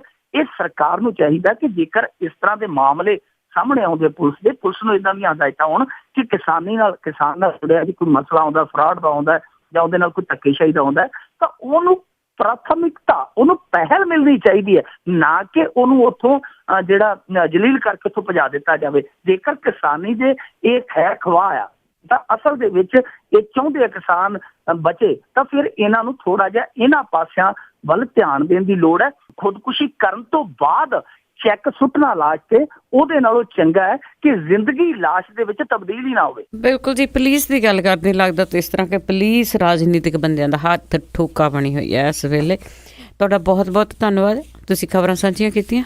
ਸ਼ੁਕਰੀਆ ਜੀ, ਧੰਨਵਾਦ। ਥੈਂਕ ਯੂ ਜੀ। ਇਹ ਸਨ ਸਾਡੇ ਨਾਲ ਜੁੜੇ ਮੈਂਟੂ ਗੁਰਸਰੀਆ ਜੀ। ਅਗਲੇ ਬੁਲਟਨ ਤੱਕ ਬਲਵਿੰਦਰ ਕੌਰ ਵੱਲੋਂ ਵੀ ਪਿਆਰ ਭਰੀ ਸਤਿ ਸ੍ਰੀ ਅਕਾਲ।